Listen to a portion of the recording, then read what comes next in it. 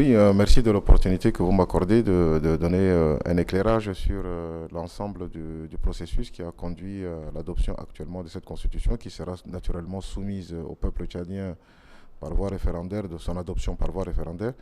Il faut vous dire qu'au sortir du dialogue national inclusif qui avait recommandé assez clairement d'un retour à la constitution du 31 mars 1996, il y a eu, dans le cadre du haut comité de pilotage du suivi des recommandations, ils ont mis en place un comité ad hoc qui a été chargé de l'élaboration, bon, de remonter à la surface, comme on pourrait dire, si on peut se permettre, la Constitution 1996 étoffée des différentes séquences de révision qui ont eu lieu en 2005, la loi constitutionnelle de 2013, la révision de 2018 et la loi constitutionnelle de 2020.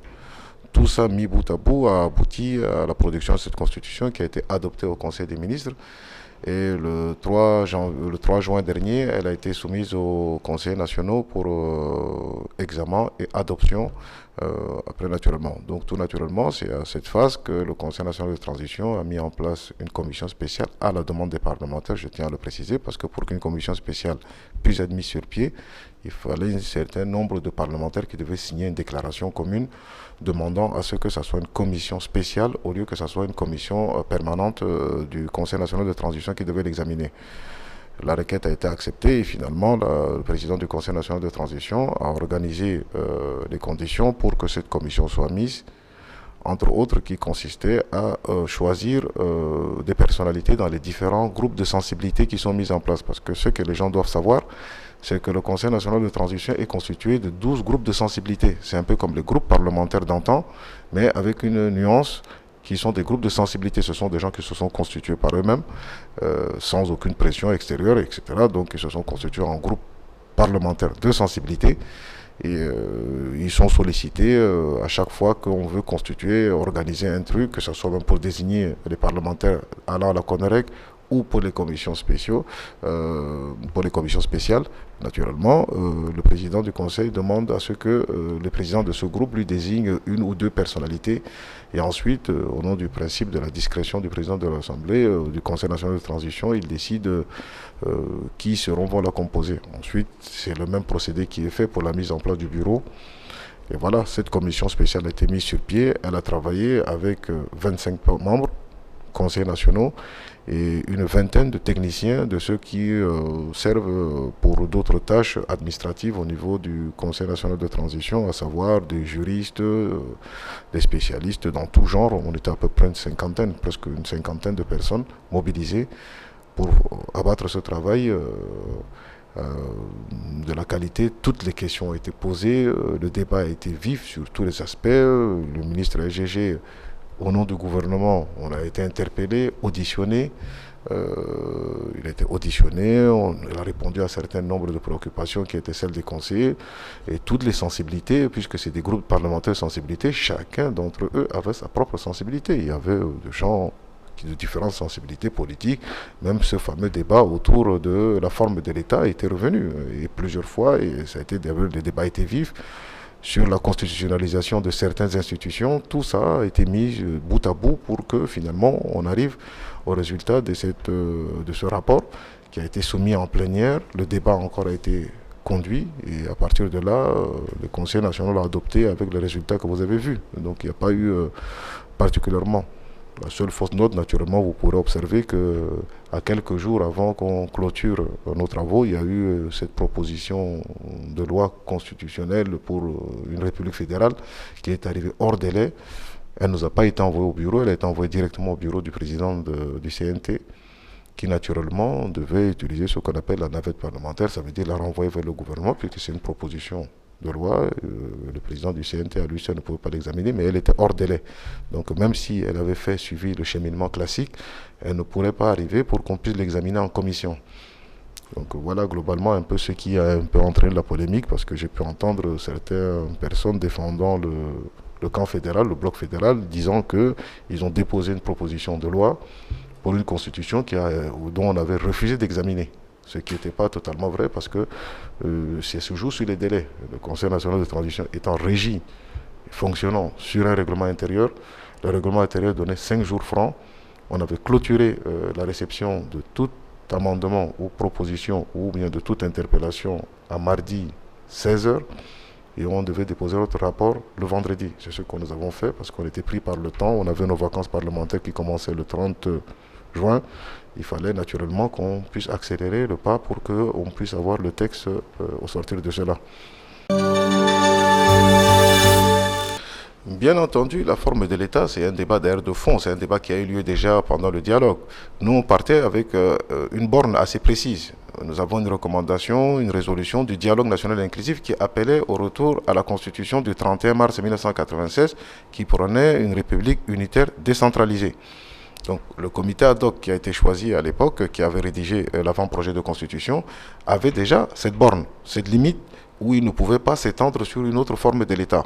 J'ai pu entendre certains dire que non, il fallait faire une certaine forme de votation, un peu à la Suisse, ça veut dire sur les deux formes de l'État, et ensuite d'abord aller se mettre dans un projet de constitution. Non, si on lit de façon littérale la recommandation du dialogue national inclusif, elle ne disait pas cela. Elle disait dans le cadre de l'examen de ce projet de loi, c'est pas ce projet de loi, plutôt dans le cadre de ce référendum sur cette constitution du 31 mars 1996 révisité, qu'on puisse donner la possibilité aux gens de pouvoir éventuellement la rejeter et son rejet automatiquement entraînera la rédaction d'une nouvelle constitution. En plus, c'est limité dans le temps, ils n'ont que 60 jours. En cas de son rejet, on parle actuellement, on est plus ou moins dans un chronogramme pour la mi ou presque vers la fin novembre. Le rejet du référendum, naturellement, entraînera la possibilité de présenter un nouveau projet de constitution de type fédéral. Donc sur le fond, il n'y a pas, le débat n'a pas été dans ce sens. On savait déjà d'emblée que c'était une constitution de 1996 qui prenait un État unitaire décentralisé. Bon, pendant le dialogue, on avait parlé de fortement décentralisé, ce qui juridiquement ne voulait rien dire. Bon, on s'est contenté d'une décentralisation et de remettre les conditions pour que cette décentralisation puisse aboutir. Parce que ce qui a péché, c'était quoi dans cette constitution de 96? C'était que les 4 niveaux de décentralisation n'ont pas été atteints et qu'on a essayé un peu de bricoler un truc qui a finalement plus ou moins donné une architecture d'un État décentralisé, mais sans les transferts de moyens, des compétences, etc., tout ce qui va avec. Mais maintenant, je pense croire que dans la Constitution actuelle, sans pour autant être d'assez fervents défenseurs, mais nous ne pouvons nous contenter que d'aller vers la résolution du dialogue. Nous sommes des exécutants, nous sommes conseillers nationaux, nous avons été mandatés pour cela, y compris le gouvernement de transition. Oui, toutes les préoccupations ont été prises en compte, y compris la constitutionnalisation. Bon, c'était déjà constitutionnalisé à l'époque, la haute autorité pour les chefferies traditionnelles, la Commission nationale de défense des droits de l'homme, l'ensemble des libertés individuelles sont consacrées, garanties, l'éligibilité par exemple du chef de l'État pour lequel il y avait eu une commission ad hoc pendant le dialogue qui avait statué finalement que le président actuel serait éligible ou non, mais tout cela a été vraiment matérialisé clairement. Mais ce que les gens doivent comprendre, c'est que d'abord une constitution, ce n'est pas une loi organique ou une simple réglementation, c'est un cadre. Donc on ne peut pas se cacher derrière, ne pas se cacher plutôt ou essayer de dire que la constitution répondra à l'ensemble de nos habitudes, changera nos habitudes. Les textes sacrés disent bien, tu ne voleras point. Mais les gens continuent de voler. Pourtant, ils vont continuer à la mosquée ou à l'église. Donc, la loi fondamentale, elle définit un cadre, elle met un ensemble de valeurs qui sont énumérées. D'ailleurs, le Tchad a toujours rédigé de belles constitutions, que ce soit dans les plus anciennes, puisque dans le cadre de cette commission spéciale, nous sommes remontés jusqu'à la constitution de 1958, celle qui était la constitution française de l'époque, toutes les constitutions, les avant-dernières, celle de 89, tout cela ont été mis sur la table pour essayer de tirer le mieux de ce que les Tchadiens avaient plus ou moins apprécié. Donc, sur le fond, toutes les préoccupations ont été prises en compte et tout ce que nous avons considéré pas comme superflu, mais qui n'avait pas lieu de les constitutionnaliser, nous les avons préféré plutôt les écarter. Pour le cas, par exemple, de la coordination générale de la police judiciaire, nous avons estimé qu'il n'y avait pas lieu vraiment de la constitutionnaliser. Et il y avait aussi le contentieux autour du Conseil supérieur de la magistrature, où les magistrats étaient voulus rentrer en grève, et d'ailleurs avaient déclaré une grève illimitée au motif que son organisation structurelle allait plus ou moins la politiser, puisque le président de la République se lestait de sa qualité de président du Conseil supérieur de la magistrature dans cette nouvelle constitution. et que son transfert de cette compétence au président de la Cour suprême avec son vice-président, le garde des Sceaux, ministre de la Justice, 6 magistrats et 2 universitaires. Il considérait que peut-être le garde des Sceaux et les universitaires seraient plus ou moins proches du pouvoir, machin. Bref, ça avait un peu un côté corporatiste, il faut le reconnaître, il faut le dire. Il est un entre-soi. Mais bon, les magistrats doivent comprendre qu'ils jugent les gens au nom du peuple tchadien et que sur le peuple tchadien, c'est aussi ses sensibilités politiques diverses. Mais bon, finalement, un compromis a été trouvé. On a laissé ça le soin à la loi organique. La loi fondamentale, la Constitution consacre la Cour suprême avec sa présidence au président du Conseil supérieur de la magistrature, le président du Conseil supérieur de la magistrature et le président de la Cour suprême qui est le plus haut magistrat de la chaîne judiciaire nationale.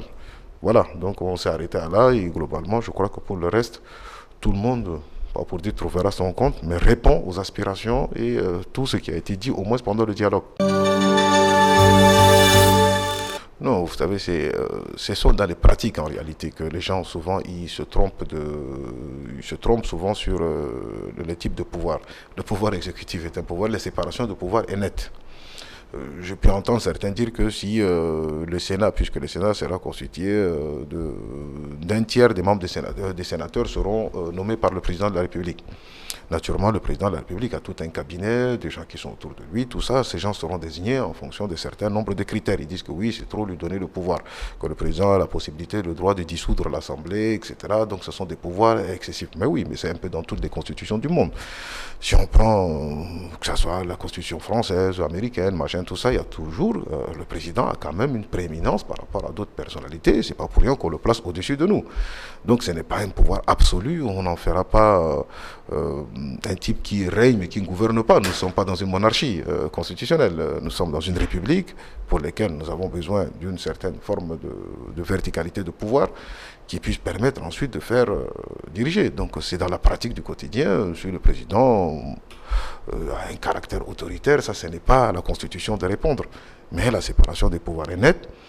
Nous savons, le Conseil supérieur de la magistrature même a été retiré de ses attributions. C'est maintenant le président de la Cour suprême qui est plutôt proche, bon pas proche, il est dans le corps, dans le pouvoir judiciaire là-bas. L'Assemblée nationale, les deux chambres, la chambre basse et la chambre haute, ça veut dire la chambre haute, le Sénat, seront aussi indépendants que possible. Et le président n'a pas la possibilité de dissoudre le Sénat. Ça c'est clair, donc ce sont des gens élus, même les gens qu'il a nommés, il ne pourra pas les dissoudre. Donc vous imaginez un peu, mais on a créé, on a trouvé des dispositions qui permettent d'éviter les blocages. Parce que dans le cas où il y a une cohabitation, ou bien qu'il y ait des complications au niveau de la personne, la personnalité du Premier ministre, ou en cas de complexité de pouvoir, on pourra éventuellement laisser le soin au président de la République de pouvoir dissoudre l'Assemblée nationale, de reconvoquer des élections à temps et de façon tout dans le respect de cette Constitution. Un dernier mot, moi je pense que les gens doivent d'abord s'approprier cette Constitution, c'est la lire, de voir son contenu avant de jeter une forme d'anathème par rapport à celle-ci. Et surtout à nos amis qui défendent, j'en connais plein, nous le rencontrons, d'ailleurs même à la CONEREC, notre vice-président de la CONEREC est fédéraliste. C'est lui d'ailleurs qui était à l'origine même de la proposition de loi qui a été déposée au CNT tardivement. Nous souhaitons qu'ils lisent bien cette Constitution, que d'abord elle répond en partie déjà à leurs préoccupations. Pour les fédéralistes, parce que j'ai lu leur avant-projet de loi, de proposition qu'ils ont envoyé, c'est presque du copier-coller, accepter que là ils mettent une architecture fédérale. Donc on souhaite plutôt qu'ils lisent cette Constitution, ils tentent de s'en approprier et faire en sorte que cette fois-ci la décentralisation arrive à son point culminant pour qu'on puisse ne pas se retrouver face à des blocages. Merci à vous.